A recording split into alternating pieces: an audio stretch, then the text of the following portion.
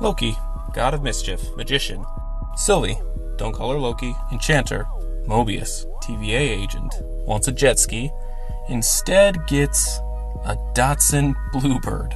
While usually the length of my videos comes from how much the vehicle in question is featured in the motion picture, there's so much fun that we can have with this specific hero car. While we only see this car for 2 minutes and 21 seconds, a car from a Nexus event has some pretty interesting implications we need to consider. We'll go backwards for this video to identify the vehicle before getting into why it's such an odd yet brilliant choice to find at the end of time. The Datsun Bluebird went by many names and designations.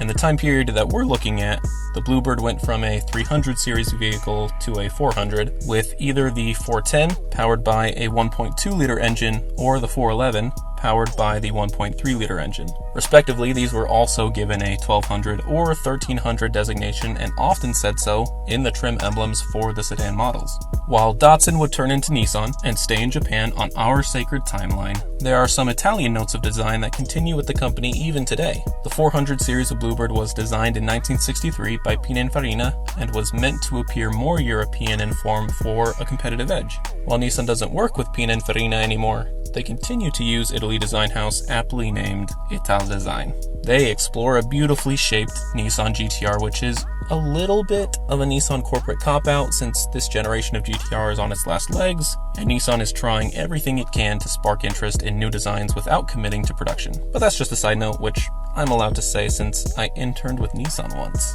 When the beloved Deus Ex Machina occurs, Mobius drives with only one side mirror on the beautifully patinaed Datsun Bluebird. These cars didn't enter production until 1964 really, and quickly received a larger engine option the following year. That's not strange now when most vehicles come with 2 or more engine options from the get-go. But 1965 is when the 1.3-liter engine entered the marketplace, and so one could readily agree that, since we're running from Goliath, this car obviously has the larger engine.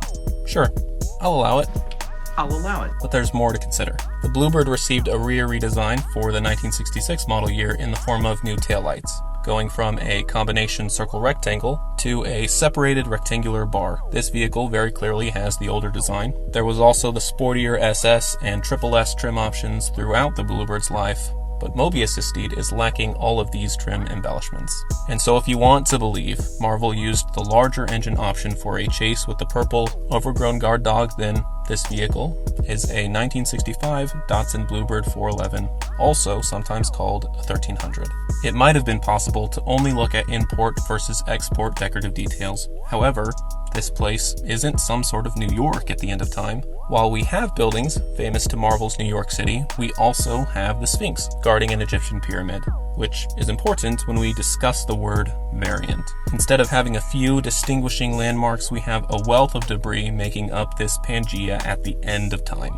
But what is a mid-60s Datsun Bluebird doing at the end of time? I'm not quite certain to say it's one year over the other, and it's just too much pressure anyway, as I've come to learn with Lone Wolf McQuaid. But there has to be a reason that Mobius finds and is able to use a Datsun Bluebird, a vehicle which is remarkably well kept when compared to every other car or bus we find in the void.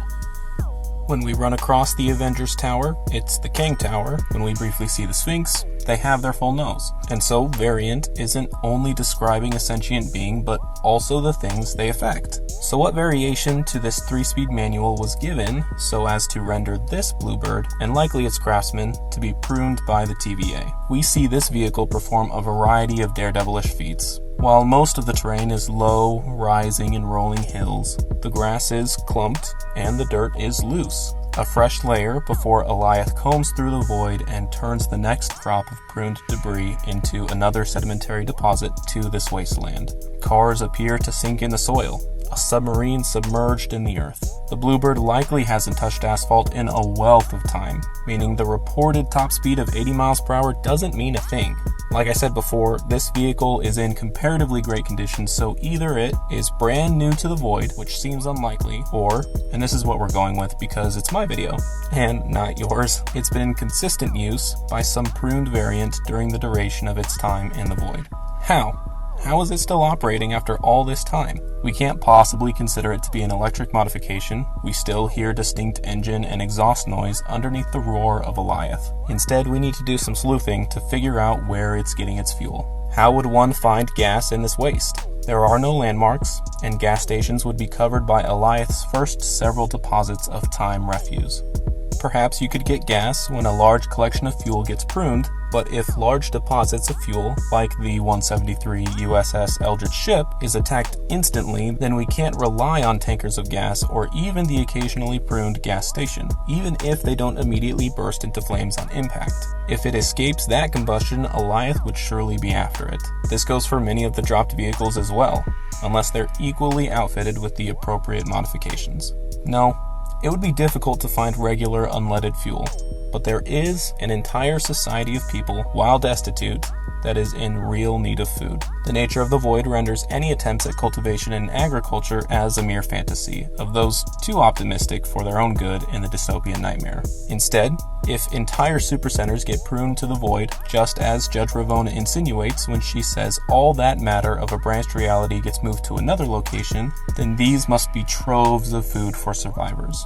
And where there is food, there is likely oil. Modification number 1, which likely took place in order for this car to have survived so long, the Datsun Bluebird has been converted into a biodiesel automobile. This conversion was more commonplace during a time when Tesla packs didn't exist, and so, likely, I'm going to say this conversion took place in the 80s or 90s, between the gas crisis of the 70s and the electric rise, fall, and then rise again in the 2000s. This must not have been enough of a variation to have the TVA come and reset the timeline, as more work was needed in order for it to be operable in this grim future. How can it run so well from Goliath? While there are track-ready Bluebirds in existence today, and they're actually pretty cool, running over freshly deposited waste and trails left behind by hopeful survivors, this vehicle needs all-terrain capability and operation, meaning raised height for approach, breakover and departure angle, meaning taller suspension, all four wheels being driven, so either all-wheel drive or four-wheel drive, meteor tires, and some really discreet bodywork. While Volvo has some history of off-road station wagons, the land of the midnight sun does us no good when it comes to retrofitting a mid-60s car of the rising sun. Instead, we can readily turn to the neighbors at Subaru, as there was sharing of suppliers with Denso, Bosch, Mitsubishi, Isuzu, and so on. And while there's a much greater emphasis on global supply networks today, in the mid-60s that we're talking about, you would rarely find suppliers working with both Sweden and Japan.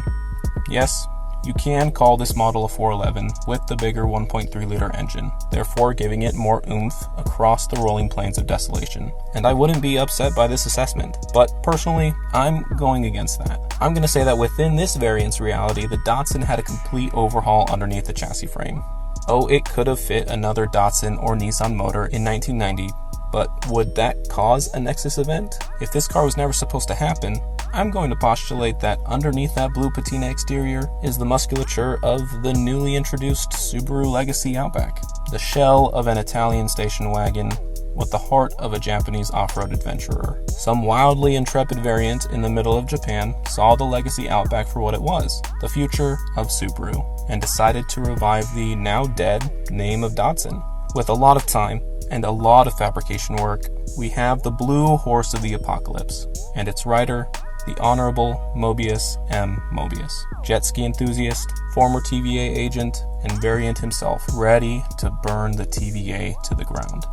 Is this the right vehicle for the character? No. But, then again, that's exactly why it is. Thanks for watching, and I'll see you all in the next one.